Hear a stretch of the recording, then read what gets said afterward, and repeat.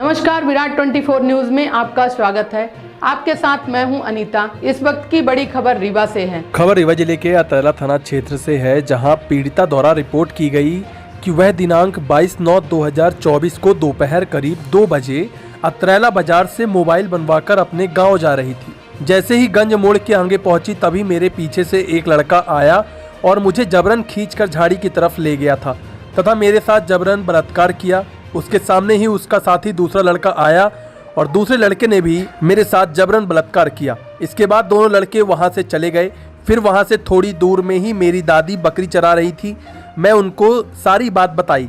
फिर हम लोग थाने गए। पीड़िता की रिपोर्ट पर अपराध पंजीबद्ध कर तत्काल 3 थानों की टीम गठित कर पीड़िता के कथन के आधार पर संदेहियों को उठाकर पूछताछ की गई, तो उन्होंने घटना कारित करना स्वीकार किया। आरोपियों को हिरासत में लेकर पूछताछ कर मामले की विवेचना की जा रही है। वहीं पुलिस ने 2 आरोपियों को गिरफ्तार किया है, जिसमें किशन कोल उर्फ किस्सू, पिता मन्नुखलाल कोल व संतलाल कोल को पुलिस ने गिरफ्तार किया है। आप भी देखिए घटना के संबंध में रीवा एसपी विवेक सिंह ने क्या बताया है।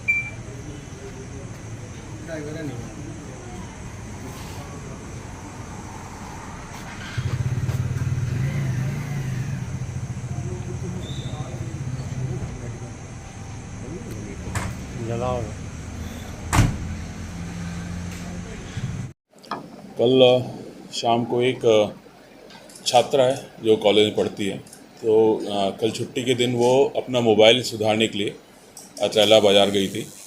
और जब दोपहर में वो वापस आ रही थी, तो उसके वापसी के रास्ते में एक स्थान पे एक लड़के ने उसका मुंह पकड़ के उसको झाड़ी में खींचा और उसके साथ गलत काम किया। उसके उपरांत दूसरा लड़का भी आया, उसने उसके साथ गलत काम किया।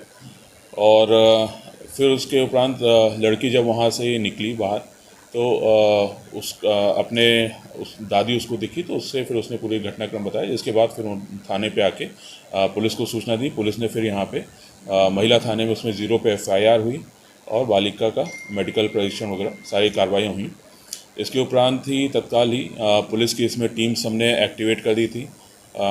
जो पीड़िता है उसका हमने डिटेल्ड कथन लिया, उससे पूरी पूछताछ की, पूरा एक उसका निकाला डिटेल्स। तो उसके बाद फिर हमको कुछ ऐसे क्लूज़ मिले जिसको हमने जो हमारी टीम वहाँ पे थी उनको दिए गए, और जिसके आधार पे वो पूरी रात भर उन्होंने वर्क किया। और इसके बाद उसने करीब हमने 7-8 संदेहियों को राउंड अप किया, और जिसके उपरांत पूछताछ के बाद हमें 2 संदेही मिले जिन्होंने घटनाक्रम को करना कबूला है, और उनको अब अभिरक्षा में लिया गया है। उनसे और पूछताछ की जा रही है। उनको फिर गिरफ्तारी करके अग्नि विवेचना इसमें की जाएगी।